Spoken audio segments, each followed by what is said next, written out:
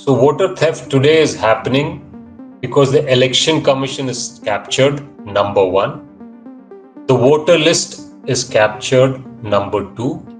The EVMs are probably captured, number three. And the process of voting is also captured, number four. Counting process is captured, number five. So if you look at the whole gamut, there is no aspect of the elections which is not captured. In 2024 Lok Sabha elections, in Banaras constituency, where the Prime Minister is alleged to have won an election, counting was stopped after the sixth round, where the opposition candidate was leading. And suddenly, at the end of the day,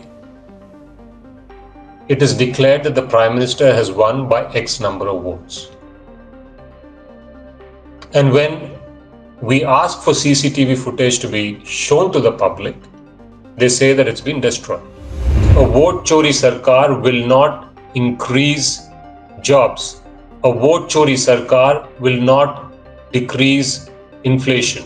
A vote chori sarkar is not motivated to decrease crime. A vote chori sarkar is not incentivized to improve the education system. A vote chori sarkar is not incentivized to improve the healthcare system in this country. A vote chori sarkar is not worried about the plight of farmers, because they know for a fact that they will win the election, or they will steal the election by stealing votes, and therefore it doesn't matter to them whether the people of this country are happy with their performance or unhappy with their performance. The Election Commission is no longer the Election Commission of India. It is the Election Commission of the BJP. Are you still expecting a level playing field, Krishna? Are you still expecting a level playing field? Let me put it like this. We are working hard to make the playing field less unlevel. It is very unlevel right now, and a lot of what we are doing is trying to make it less unlevel. And we hope to make progress on that as well.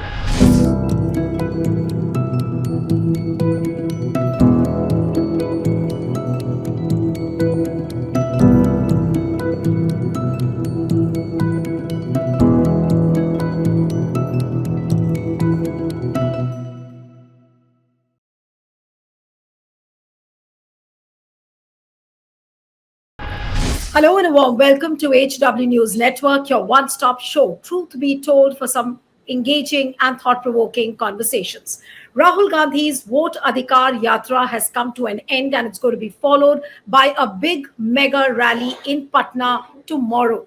But how has been the impact of this Vote Adhikar Yatra? Of course, Vote Chori and Vote Chor Gaddi Chor has become the war cry of not only Bihar but across the country.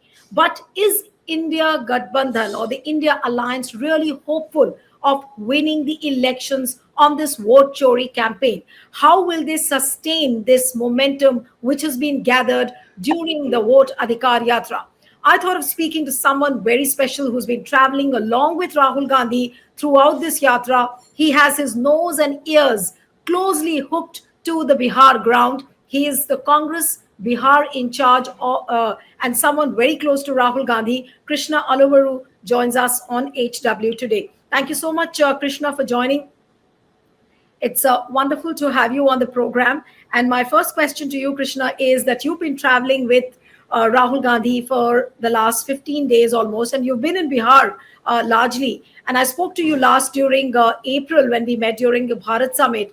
And that time you said that issues will gain prominence and BJP will take a back seat.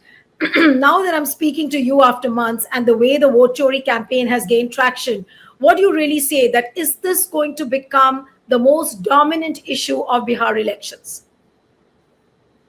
Well, I certainly hope that it does, because the Vote Chori issue is not just a one election issue. It is a fundamental issue that affects every citizen, every person in Bihar and all over India. The moment you steal somebody's vote, what it basically means is that you are denying that person the strength that the constitution of this country has given him or her. And that is a very big attack on every citizen's voice.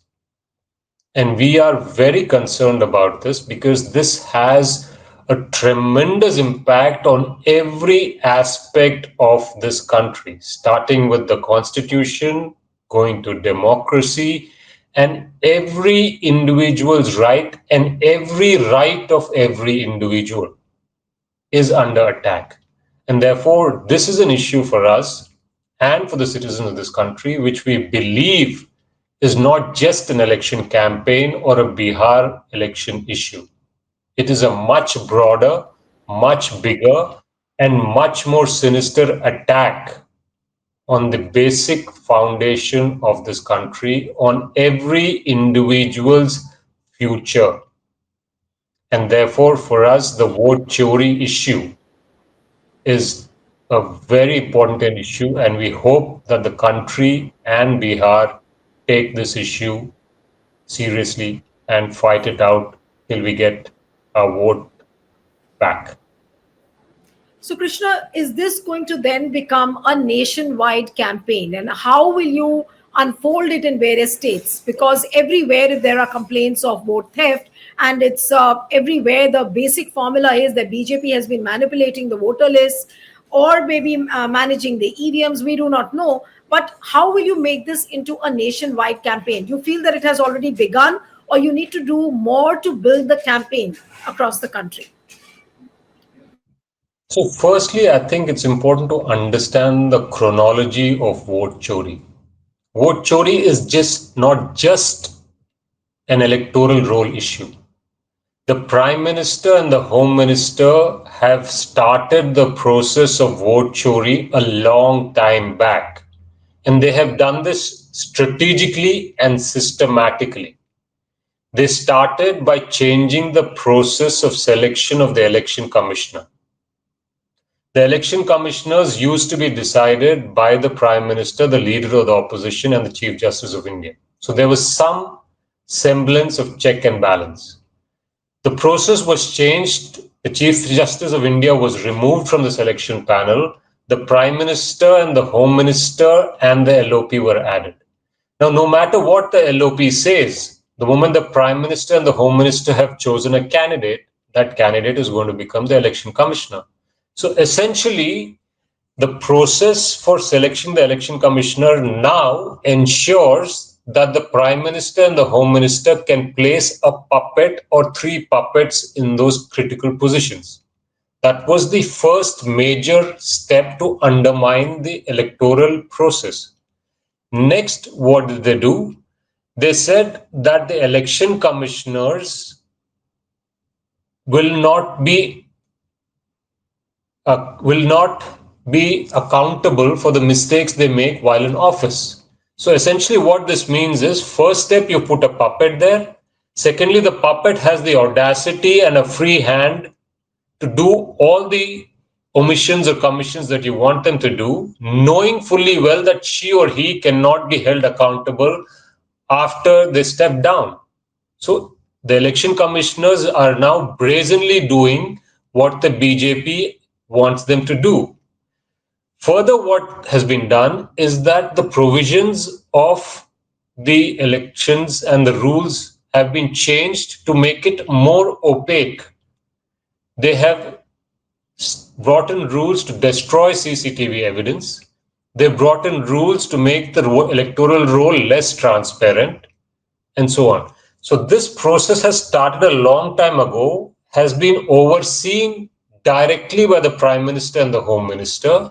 And therefore, now we are at a stage where the Election Commission and the Election Commissioner are essentially puppets of the BJP. They carry out the BJP's agenda brazenly, knowing well that they cannot be held accountable under the existing laws.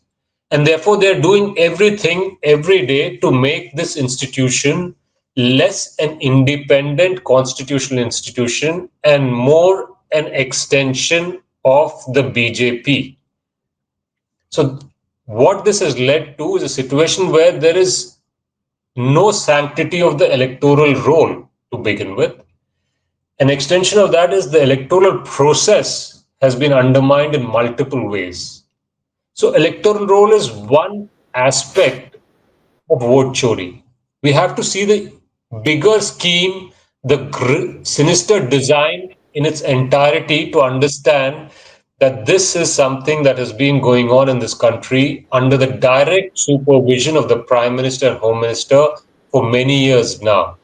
So we have reached a stage, especially with the special intensive revision in Bihar, where what used to happen behind closed doors is now brazenly being attempted to be done in full public view because they have now undermined the electoral institution of this country, the Election Commission, to such an extent that the election commissioner has no qualms in openly, brazenly following the diktat of the BJP. And I'm not even saying the prime minister, it's the BJP's agenda that they're running. And therefore, this is an issue that every concerned citizen should be very, very worried about because But Krishna, we are now. you said that voter list or the voter roll is just one aspect of the vote theft. Now, which are the other aspects of vote theft you will focus on when the campaign builds up across the country? Now, there is an issue with EVMs. Then there is Form 6. Various things are there. How the manipulation is done, and each time we figure out with every state which is going through elections that BJP and Election Commission together are colluding and finding newer ways of vote theft. First, it was with the epic numbers, then the EVMs, then the voter list, and now Form 6. So many models of vote thefts are there. What all are you going to expose, and which are the other aspects through which you will really expose the vote theft completely? Because voter roll is just one aspect of it. See, because now the Election Commission has completely lost its credibility, vote theft is happening at multiple levels. Earlier, we used to hear about booth capturing. So, voter theft today is happening because the Election Commission is captured, number one. The voter list is captured, number two. The EVMs are probably captured, number three. And the process of voting is also captured, number four. Counting process is captured, number five. So if you look at the whole gamut, there is no aspect of the elections which is not captured. Let me give you a simple but very telling example. In 2024 Lok Sabha elections, in Banaras constituency, where the Prime Minister is alleged to have won an election, counting was stopped after the sixth round, where the opposition candidate was leading. And suddenly, at the end of the day, it is declared that the Prime Minister has won by X number of votes. And when we ask for CCTV footage to be shown to the public, they say that it's been destroyed. So here is a very simple example of how the vote theft has happened on the day of counting, which is the fifth stage that I described. And if this can happen so brazenly in the Prime Minister's election, it's a matter of grave concern. You don't have to believe us. You don't have to believe the Prime Minister. You don't have to believe the Election Commission. Our demand is simple. Let the Prime Minister's counting CCTV footage be shown to the public.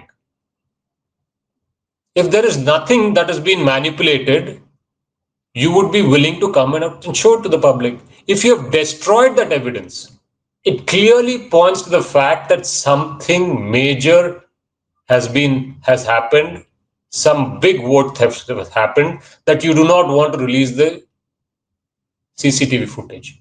So starting from the selection of the election commissioner to the process on counting day, the whole system is captured by vote theft.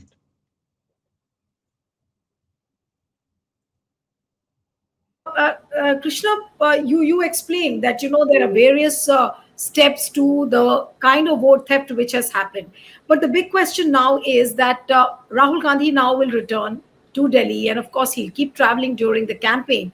But what is going to be the direct impact of this vote adhikar yatra? Have you been able to achieve what you actually started with? The expose followed by a vote adhikar yatra, and I'm sure you must be having a graded plan towards building up this entire campaign. You've been there very, very closely following all this. So how do you plan to move forward on this front now?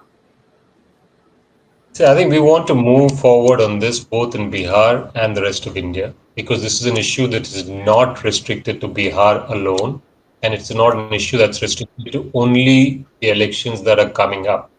Because the Election Commission has clearly said that the process of the special intensive revision will be carried out in the upcoming election states and after that in subsequent states. So what is happening in Bihar more brazenly than before is going to happen more brazenly in the states that go to election after Bihar, which is Assam, Bengal, Tamil Nadu, Kerala. All states which are critical to the BJP. And after that, the Election Commission has rolled out the SIR in all the other states in the country. So this vote theft has now reached a proportion, a magnitude, which can only be fought by the people of India. And therefore, our campaign is going to focus on making sure that every person in Bihar and in India understands the implications of their right to vote being attacked, being stolen. Because when you steal an individual's right to vote, you directly steal every right that she or he has under the Constitution. Because a vote chori sarkar will not increase jobs. A vote chori sarkar will not decrease inflation. A vote chori sarkar is not motivated to decrease crime. A vote chori sarkar is not incentivized to improve the education system.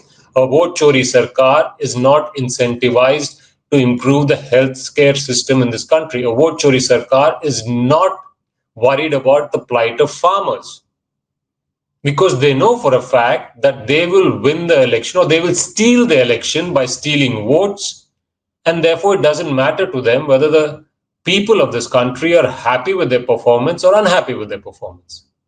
So every individual, every right of every individual is under attack by vote chori. And that's the point that we want to take to every citizen of this country in Bihar and the rest of the country. And that's the direction in which we want to take this fight. And I'm calling it a fight because it's not a campaign alone. But during the vote adhikar yatra, you've been traveling along with Rahul Gandhi. Apart from the swelling crowd, which we saw traveling along with Rahul Gandhi, was there anything very extraordinary? Was there anything very unprecedented you noticed from the point of view of campaign? See, one thing that I did see is that there is tremendous hope, excitement about the yatra, about the issue. I see women peeping out of windows, climbing onto their roofs to look at the yatra, bringing out their mobile phones, recording, sharing clips, and so on. I see elders who can barely stand or walk coming out onto the street to greet the yatra, to wave at the yatra. I see children who are carrying flags and running alongside the convoy.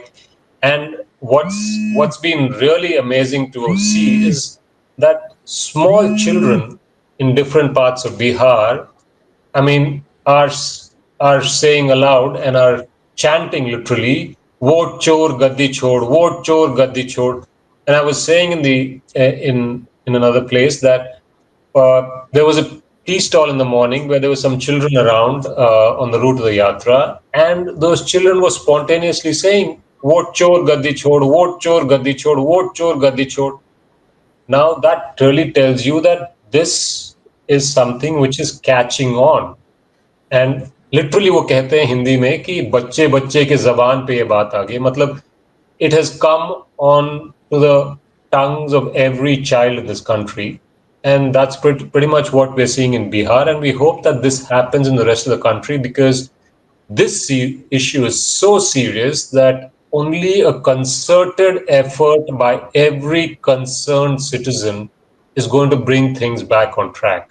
And that's the goal to which we are working towards, to which we are struggling towards, and we hope to have the confidence of every concerned citizen, because this is an issue which has far reaching uh, impact, very adverse impact of great magnitude, and which can fundamentally destroy everything that the freedom fighters and our founding fathers have fought for, have struggled for, have shed blood.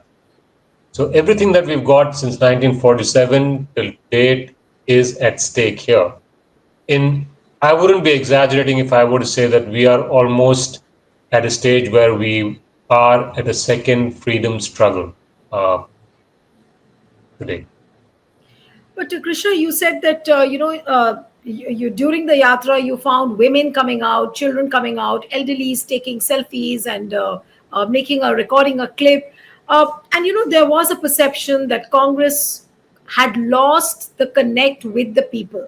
Has your party been able to establish that connect with the various sections of the society during this voter adhikar yatra, whether it is the youths, whether it is the elderlies, whether it is the women, because Congress was not on a very strong footing.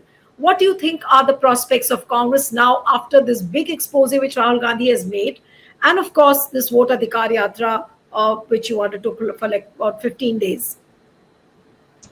I think we should look at the Congress's prospects in Bihar separate from the vote chori issue, because the vote chori issue is a much bigger issue, and the Congress's prospects in Bihar is a very small subset of the vote chori issue. But what I have seen, and what you might also be hearing from people who know more about Bihar, is that people are looking at the Congress differently now. They see the Congress being more active, they see the Congress being more upfront and visible, fighting on issues. Um, so one of the first things we did after I became in charge was we started the Palayan Roko Naukri Do Yatra, and that brought out issues which were very fundamental and unique to Bihar, the youth of Bihar, the poor of Bihar. And there was a great response to that yatra. Subsequently, we took up the issues of students. We have been talking about women's issues. We have been talking about Samajik Nyay. And therefore, we have been visible on multiple issues. So the Congress's approach in Bihar has been to be visible, active at the forefront of the main issues that the people of Bihar are facing. And we have, I think, done a much better job than we used to do in the past, and we hope to continue that. And therefore, this time, we believe the Congress is stronger, and the people are seeing it, and the people are looking at us with renewed hope. And therefore, we believe that we bring more strength to the partnership that we are a part of, the India Mahagathbandhan. And as long as elections are free and fair and the playing field is level, I think we will have a landslide victory in Bihar. You're saying you're going to have a landslide victory in Bihar, but now that the yatra is over, what about the seat sharing talks? And when will that be sealed? When will that be finalized as to how many seats Congress is going to contest, how many seats RJD or and likewise the other parties of the India Alliance?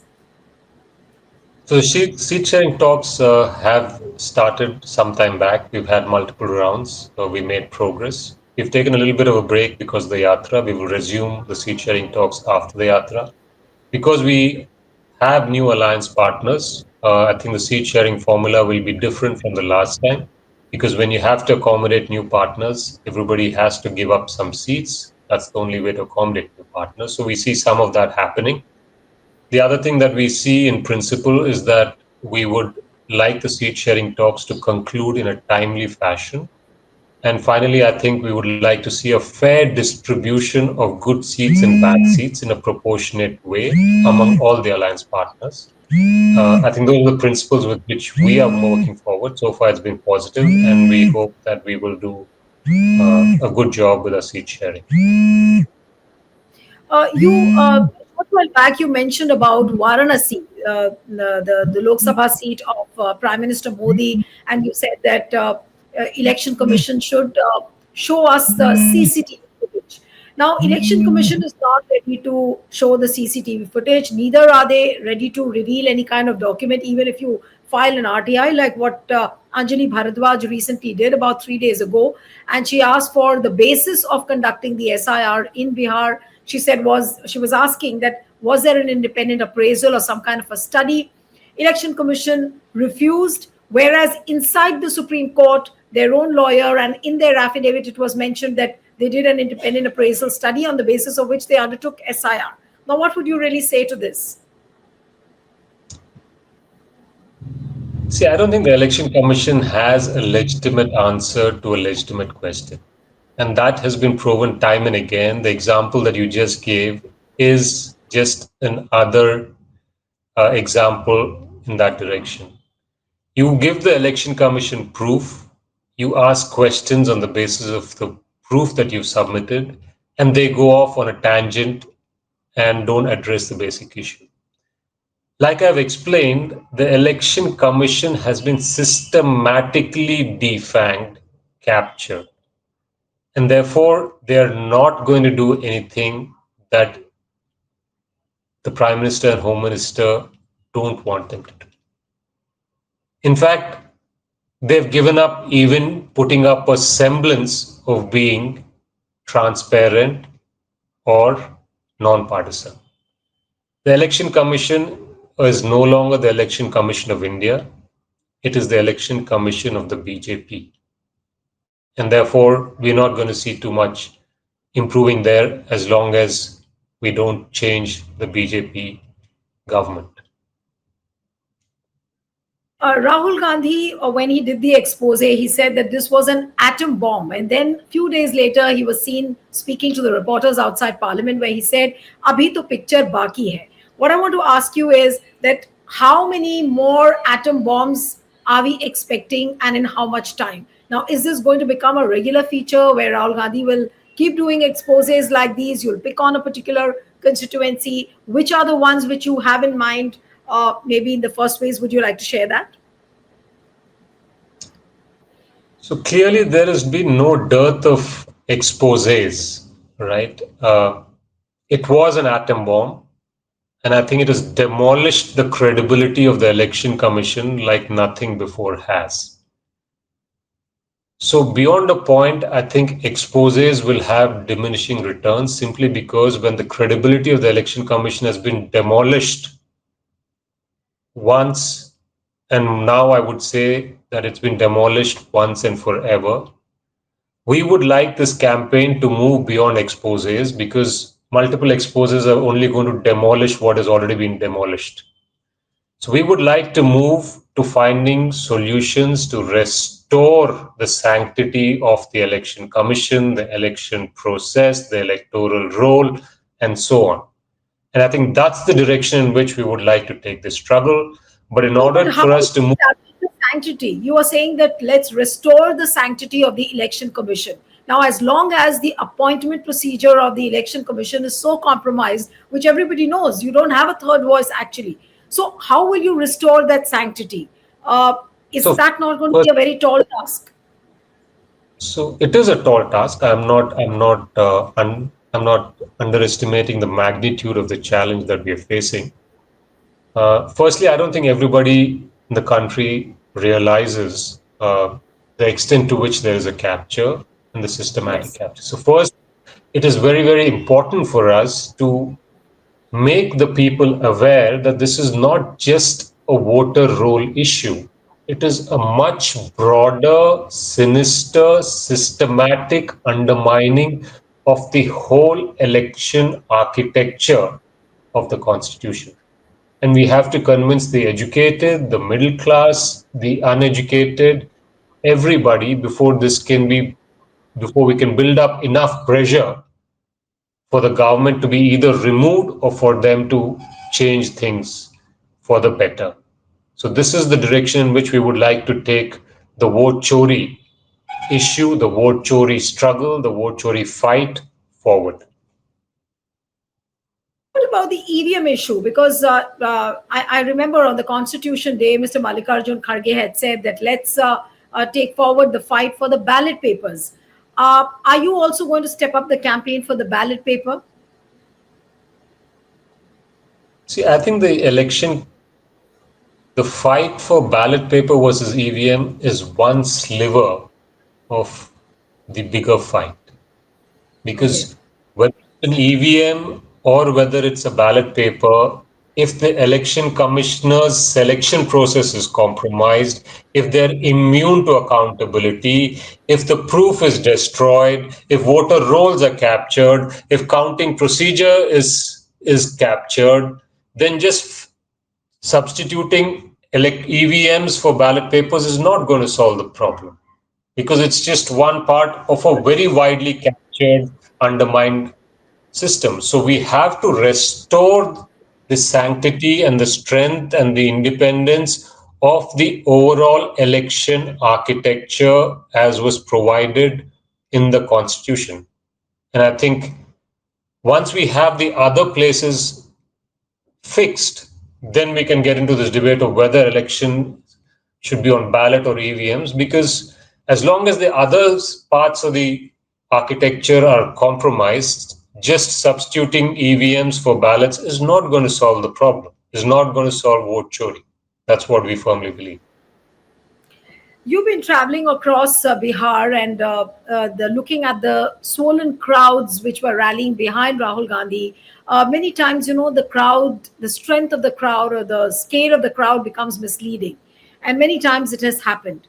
What do you think this time for Bihar elections? How many seats are you expecting? Are you expecting a landslide victory? If you go by the yardsticks of the crowd, which is growing day by day, do you think that India Alliance will be getting a landslide victory? Or there could be some challenges?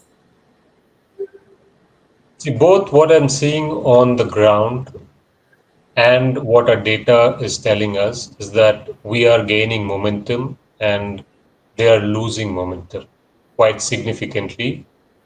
And Okay. therefore, if this level playing field with a transparent and non-partisan election procedure, I'm pretty sure that we will be in a landslide situation. No, but What actually happened, are you still expecting a level playing field, Krishna? Are you still expecting a level playing field? let me From put it my like this. We are working hard to make the playing field less unlevel. It is very unlevel right now, and a lot of what we are doing is trying to make it less unlevel. And we hope to make progress on that as well. But you are leveling a cricket field where the empire is completely compromised, Krishna. So, what happens if BJP or NDA win the Bihar elections? What happens then? So if BJP and NDA steal the Bihar election, I think it's just goes to prove the fact that we have to work harder to bring back democracy, to strengthen the constitution, to fix the election commission architecture. And I think in many ways we see this as a second freedom struggle. It's actually a very critical turning point in the history of independent India, and we hope that our struggle will reach a tipping point soon. And we are working to create that atmosphere, and that can only happen if the citizens of this country understand the problem, are aware of the implications, and therefore take it up as their battle for survival. One last question before I wind up, and that's related to Rahul Gandhi's persona. He's the most popular personality on the social media. You've seen him evolve over the years. What do you think? Has Rahul really arrived?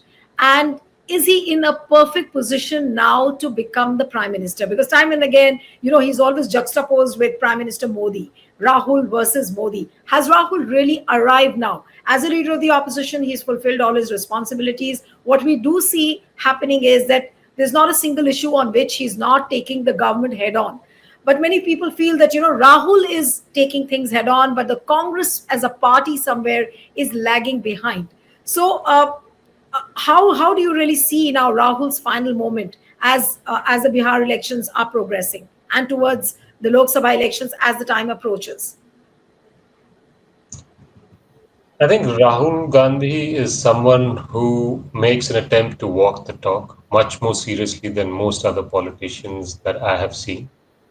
And I think when you do that, you build credibility gradually, which works like compound interest. And I think what we're seeing now is the fact that his credibility is benefiting from the law of compounding interest.